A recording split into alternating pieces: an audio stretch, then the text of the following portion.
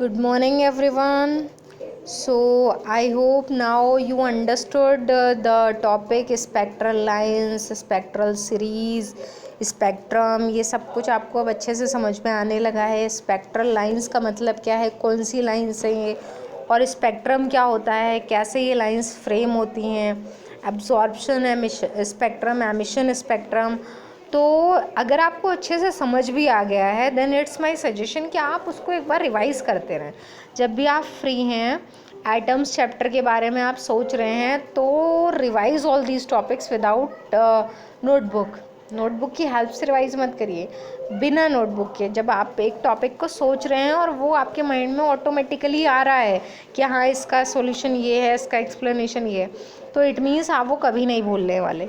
ठीक है, तो प्रैक्टिस ऐसे ही करनी है आपको। और यहाँ पर मैंने जहाँ एंड किया था वो आपका एक रिलेशन था वेव नंबर का। ठीक है, तो वेव नंबर जो है that is reciprocal of wavelength, ये भी याद रखिएगा।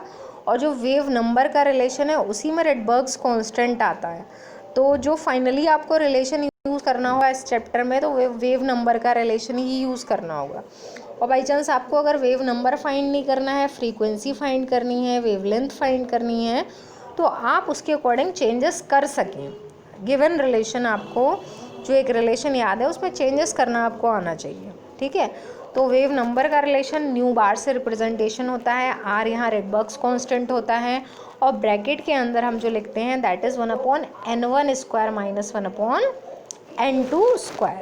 तो यहाँ n1 और n2 से क्या सेंस है, यहाँ पर जो लेवल्स हैं जिनमें ट्रांजिशन हो रहा है, तो n1 यहाँ लोअर लेवल होता है और n2 हायर लेवल। तो सपोज दैट जो इलेक्ट्रॉन है वो सेकेंड लेवल से फर्स्ट लेवल में आ रहा है, तो n2 सेकेंड होगा और n1 फर्स्ट होगा। ओके, दूसरी बात, रेडबर्ग्स कांस्टेंट की वैल्यू जो है वो आपको थोड़ा सा वर्बली रिवाइज करना पड़ेगा। अगर ना गिवन हो या फिर गिवन है और आप मान लीजिए आपसे फाइंड आउट कराई जा रही, तो आप उसको चेक कर सके कि हमारा जो आंसर आ रहा है दैट इज़ करेक्ट और नॉट। उसकी रेडबर्ग्स कांस्टेंट की वैल्यू होती है 1.0973 इंटू 10⁻⁷, और यूनिट है पर मीटर। ओके, तो रेडबर्ग्स फॉर्मूला कौन सा होता है अगर एमसीक्यू में पूछा जाए, तो ये रिलेशन है रेडबर्ग्स कांस्टेंट की वैल्यू, उसकी यूनिट और वेव नंबर का रिलेशन। फ्रीक्वेंसी में कन्वर्ट करना हो उसके अकॉर्डिंग हम कर सकते हैं, वेवलेंथ में कन्वर्ट करना हो उसके अकॉर्डिंग करेंगे। ठीक है, अब उसके बाद आते हैं हम एक चीज़ पर जो मैंने आपको कल बताया था कि स्पेक्ट्रल लाइंस। तो स्पेक्ट्रल लाइंस कब बनती हैं, जब इलेक्ट्रॉन ट्रांजिशन करता है एक लेवल से दूसरे लेवल में, चाहे वो हायर लेवल में जा रहा हो या हायर लेवल से आ रहा हो।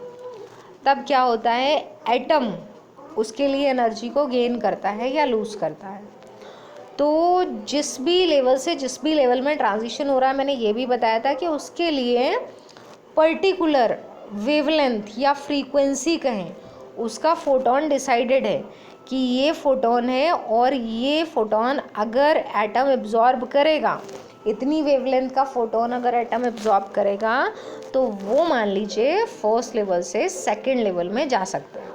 तो फर्स्ट से सेकंड में जाने के लिए जो वेवलेंथ है वो डिसाइडेड है, उतनी ही वेवलेंथ का जो फोटोन है वो ये ट्रांजिशन कर सकता है। अब दूसरी बात ये आती है कि जो फोटोन है, जो ट्रांजिशन जिसकी हेल्प से हो रहा है, इलेक्ट्रॉन का एटम जो एनर्जी गेन कर रहा है, तो उससे मान लीजिए फर्स्ट से सेकंड में ट्रांजिशन हो रहा है, फर्स्ट से थर्ड में ट्रांजिशन हो रहा है, फर्स्ट से फोर्थ में ट्रांजिशन हो रहा है। ओके, तो ट्रांजिशन हो कहाँ से रहा है, जो बेसिक लेवल है वो फर्स्ट है, या फिर हम ये कहें कि थर्ड से फर्स्ट में आ रहा है इलेक्ट्रॉन, या सेकंड से फर्स्ट में आ रहा है, या फोर्थ से फर्स्ट में आ रहा है। तो फर्स्ट से इलेक्ट्रॉन जिस भी लेवल में जा रहा है या किसी भी लेवल से फर्स्ट में आ रहा है, तो उसके लिए हमेशा जो type of spectral lines emit होती हैं, जो स्पेक्ट्रल सीरीज़ दिखाई देगी, वो उनका एक पर्टिकुलर नाम दिया गया, और वो नाम था लाइमन सीरीज़। और लाइमन सीरीज़ से रिलेटेड जो लाइट थी, जो रेडिएशन थे, वो रेडिएशन थी अल्ट्रावायलेट। ठीक है, तो फर्स्ट पे आने के लिए या फर्स्ट से जाने के लिए कौन से रेडिएशन एमिट या एब्जॉर्ब होंगे, ओनली अल्ट्रावायलेट। सीरीज़ का क्या नाम होगा, लाइमन सीरीज़। बहुत आसान है इसको दिखाना भी कि ये सबसे स्टार्टिंग में n इज इक्वल टू 1 लिखा है, बाद में आपने 2 3 4 5 6 तक लेवल्स दिखा दिए हैं, फिर आप ये एरोज बनाकर दिखा सकते हैं कि n से first, second, third, fourth, fifth, यहाँ तक जाने में ये पूरी जो सीरीज़ है वो क्या है, लाइमन। इसी तरह से अब आप बात करते हैं 2 की, तो याद रखना भी आसान है। अब 2 वाले में क्या होगा, 2 वाले में 1 से कोई रिलेशन नहीं है, 2 वाले में हायर से 2 पर आ रहा है या 2 से हायर पे जा रहा है, बस उसको 1 लेवल से कोई भी रिलेशन नहीं दिखाना है। तो इसके लिए जो स्पेक्ट्रल सीरीज़ का नाम है वो बामर है, और मैंने बताया था स्केलर लाइट जो है वो विजिबल लाइट है।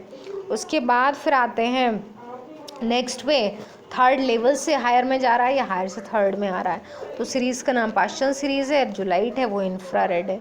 और आगे जाके जो ये ट्रांजिशंस होते हैं, आपको पता है कि जितना हम आगे जाते जाएंगे तो उतना ट्रांजिशंस के लिए जो लेवल हैं वो कम बचेंगे।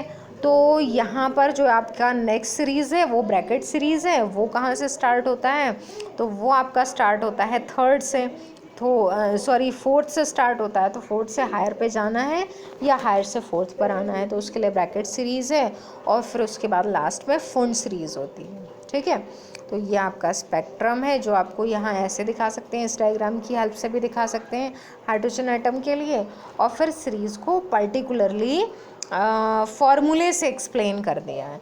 तो जो वेव नंबर का रिलेशन था वो हमने सब में अप्लाई कर दिया है। तो देखिए सबसे पहले बात करते हैं लाइमन सीरीज़ की, वही जो बेसिक है, जो लेवल 1 के लिए है। तो if an electron jumps from any higher energy level 2 3 4 या किसी से भी जंप करता है to a lower energy level, सबसे पहले वाले पर n1 इज इक्वल टू 1 पर, we get a set of spectral lines called Lyman series. ठीक है, which belongs to the ultraviolet region of the EM spectrum, और इसके लिए वेव नंबर का रिलेशन है nu bar is equal to 1/λ भी लिख सकते हैं आप, कि वेवलेंथ का रेसिप्रोकल है। अगर यहीं से आपको लैम्डा फाइंड करना होगा तो रिलेशन क्या हो जाएगा, इनवर्स। ओके, तो यहाँ से आपको रिलेशन में क्या हुआ, आपको जो हायर लेवल है वो पता नहीं है, बेसिक लेवल पता है कि n1 यानी कि स्टार्टिंग 1 से ही होनी, या तो 1 पर आएगा या 1 से जाएगा। बाकी n2 जो है उसको आपने n2 लिखा है, उसकी जगह जो भी गिवन होगा लेवल नंबर वो आप पुट कर देंगे, तो here n2 is equal to 2 3 4 and so on. Okay, तो ये वाला फॉर्मूला वर्क करेगा। इसी तरह से बात करें अगर बामर सीरीज़ की, तो बामर सीरीज़ में जो है वो n1 जो है आपका बेसिक लेवल जो है वो 2 है, तो spectral series corresponding to the transitions n2 आपका 3 4 5 एंड सो ऑन कुछ भी हो सकता है। n1 क्या होगा, 2 lies in the visible region, ये आपका विजिबल रीजन से बिलोंग करेगा, सीरीज़ बामर सीरीज़ कहलाएगी, और रिलेशन पता है आपको, बेसिक लेवल n1 क्या होगा 2, और हायर जो है वो अनडिसाइडेड है तो उसको n2 लिखा जाएगा।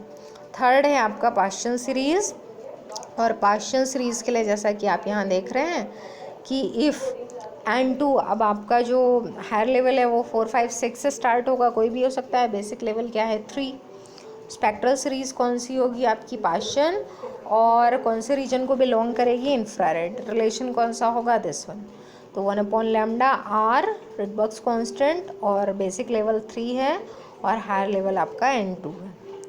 फिर नेक्स्ट है आपकी ब्रैकेट सीरीज़, ब्रैकेट सीरीज़ में बेसिक लेवल आपको पता है क्या है 4, और ये भी बिलोंग करेगी इंफ्रारेड को, और इसका रिलेशन आपको पता है वही रिलेशन है, बेसिक लेवल 4 है, higher level 5 6 7 and so on कोई भी हो सकता है।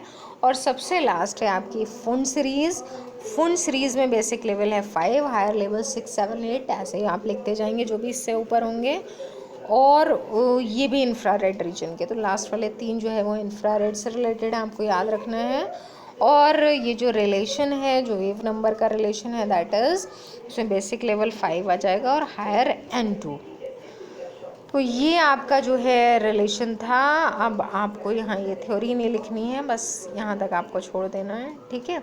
और हाँ, ये जो नेम्स थे ये भी याद रखना है आपको थोड़ा सा, कि नेम्स जो है वो साइंटिस्ट के नेम पर हैं। उसमें लिखा है कि बोर जिसने सबसे ज़्यादा वर्क किया था इसमें, उनको नोबेल प्राइज़ भी मिला था 1922 में इस वर्क के लिए, फ़िज़िक्स में। तो ये इम्पॉर्टेंट है आपका। बाकी ये जो वेव नंबर हैं और ये चीज़ें हैं, ये आप जब आपको ये अच्छी तरह से याद हो जाएगा, तब वेव नंबर के रिलेशंस आप हर किसी के लिए easily you can write down, और न्यूमेरिकल्स भी बहुत इजी हो जाएंगे, क्योंकि न्यूमेरिकल्स में आपको बस याद ये रखना है कि कौन सी सीरीज़ कौन से लेवल से बिलोंग करती है, उनके लिए बेसिक लेवल क्या है, बस उसके बाद आप रिलेशन को वैसे ही अप्लाई कर सकते हैं। अभी आपका लास्ट टॉपिक यहाँ पर आ जाएगा एनर्जी लेवल डायग्राम। तो यहाँ पर आपको एनर्जी लेवल डायग्राम बनाना होगा और स्पेक्ट्रम को भी शो करना पड़ेगा। फिर से एनर्जी का रिलेशन है, एनर्जी लेवल डायग्राम तब बनाएंगे जब आपको हर एक जो स्टेट है, जो लेवल है, हर एक लेवल उससे रिलेटेड एनर्जी पता होनी चाहिए। क्योंकि हाइड्रोजन एटम की बात हो रही है। अब मान लीजिए हाइड्रोजन एटम में इलेक्ट्रॉन फर्स्ट लेवल से हायर लेवल पे जंप करता है, तो एटलीस्ट आपको ये पता होना चाहिए कि फर्स्ट से सेकंड पे जाने के लिए उसको कितनी एनर्जी चाहिए। हर एक लेवल के लिए एनर्जी डिसाइडेड है। जैसा मैंने बताया, वेवलेंथ या फ्रीक्वेंसी की बात करें तो we can write energy as a whole, हम एनर्जी बोल सकते हैं उसको। तो कितनी एनर्जी किस लेवल के लिए चाहिए है, ये आपको प्रैक्टिस करनी होगी कि हमें याद रख सकें अगर तो अच्छा होगा। यहाँ उसको कैलकुलेट करके भी दिखाया है। तो सबसे पहले क्वेश्चन कैसे है वो होगा, what is the energy level diagram for an atom. क्या होता है एनर्जी लेवल डायग्राम, और calculate the energies of the various energy levels. अलग अलग एनर्जी लेवल्स की एनर्जी आपको कैलकुलेट करनी है हाइड्रोजन एटम के लिए। And draw an energy level diagram for hydrogen atom. तो सबसे पहले एनर्जी लेवल डायग्राम को एक्सप्लेन कर दें तो आपको पता है कि it is that diagram in which the energies of the different stationary states of an atom are represented by parallel horizontal lines. That I will show you कि जो एनर्जीज़ हैं वो लिखी होंगी और हर एक स्टेट की एनर्जी उसके सामने लिखी होगी और हॉरिजॉन्टल लाइन से उस स्टेट को दिखाया गया होगा। तो drawn according to some suitable energy scale. तो एनर्जी स्केल जो भी हमने ले रखा है उसके अकॉर्डिंग उसको ड्रॉ किया गया होगा। तो वो मैं अभी आपको दिखा दूँगी। ये डेफिनेशन आपको लिखनी है, बस इतनी है और कुछ नहीं लिखना है। फिर एनर्जी लेवल्स की बात करें, अब एनर्जी हम 1 बाय 1 कैलकुलेट करते जाएंगे हर एक लेवल के लिए। तो सबसे पहले देखिए फिर से वही एनर्जी का रिलेशन आ गया क्योंकि इसी की हेल्प से हमें कैलकुलेट करना है। तो energy for any level E n, nth level लिखा है, -2 pi square m k square Z square E4 upon n square h square. तो हाइड्रोजन के लिए जब इसमें चेंजेस पुट करेंगे तो एक काम कर सकते हैं, जो कॉन्स्टेंट्स हैं उनको अलग कर दिया है, बस लेवल को अलग रखा है ताकि लेवल का नंबर पुट कर सकें। अब यहाँ से स्टार्ट होती है आपकी कैलकुलेशन। तो कैलकुलेशन करने में तो आपको पता है टाइम बहुत लगेगा, इसलिए आपको वैल्यू याद होनी चाहिए जिसको आप यहाँ पे लिखें और क्रॉस चेक कर सकें। तो देखिए यहाँ से स्टार्ट होता है। सबसे पहले तो आंसर नेगेटिव आएगा। उसका रीज़न क्या है ये आपको पता है। नेगेटिव आंसर का रीज़न है कि that electron is bound to the nucleus. Okay, तो यहाँ पर आपने स्टार्ट किया E1 से, पहले लेवल के लिए हम फाइंड कर रहे हैं। तो पाई की वैल्यू 3.14 है। मास ऑफ इलेक्ट्रॉन पता है आपको, कूलम्स कांस्टेंट जो है उसकी वैल्यू पता है, इलेक्ट्रॉनिक चार्ज की वैल्यू पता है और प्लैंक्स कांस्टेंट, ये सब कुछ पुट किया है। लेवल फर्स्ट है आपका तो 1/1 स्क्वायर। सब कुछ कैलकुलेट करने के बाद आंसर आता है -21.76 इंटू 10⁻⁻19 जूल। अब ये जूल में नहीं होती हैं, जब भी आप एनर्जी लेवल डायग्राम में पुट करेंगे या फिर न्यूमेरिकल्स में यूज़ होगा तो मोस्टली ये इलेक्ट्रॉन वोल्ट में होंगी। तो जूल को किस में कन्वर्ट करना है, इलेक्ट्रॉन वोल्ट में। तो हम इलेक्ट्रॉन वोल्ट में कन्वर्ट करते हैं तो हमें डिवाइड करना है 1.6 इंटू 10⁻⁻19 से। तो डिवाइड करने के बाद इतना बचेगा -13.6 इलेक्ट्रॉन वोल्ट। जब आप कई बार प्रैक्टिस करेंगे तो बहुत आसानी से आपको याद हो जाएगा कि जो आपका ग्राउंड लेवल है, जो n = 1 है, उसके लिए जो एनर्जी रिक्वायर्ड है वो एनर्जी -13.6 इलेक्ट्रॉन वोल्ट है। इतनी एनर्जी से इलेक्ट्रॉन बाउंड है ग्राउंड वाले लेवल के लिए, ग्राउंड लेवल के लिए। ठीक है, तो ये एनर्जी होती है -13.6 इलेक्ट्रॉन वोल्ट। अब आप बार बार इतने बड़े रिलेशन को ना यूज़ करें, उसके लिए एक काम किया है बहुत आसान बनाने के लिए कि कांस्टेंट तो हर किसी में आ रहा है। अगर हम इस पूरे कांस्टेंट की वैल्यू ही फाइंड कर लें तो आपने देखा कि कांस्टेंट की वैल्यू ही आ रही है आपकी 13.6, क्योंकि n तो यहाँ 1 था। तो इसका मतलब रिलेशन जो इजी बन चुका है that is -13.6 upon n square electron volt. तो सबसे पहली बात, अच्छी बात है इलेक्ट्रॉन वोल्ट में है कन्वर्टेड। दूसरी बात, अब आपको इस रिलेशन में 13.6 को उस एनर्जी लेवल के स्क्वायर से डिवाइड कर देना है जिसकी हमें एनर्जी फाइंड करनी है। तो अगर आप फर्स्ट पुट करेंगे तो -13.6 इलेक्ट्रॉन वोल्ट आ जाएगी। सेकेंड आप पुट करेंगे 2 का स्क्वायर कर देंगे तो -3.4 आ गई।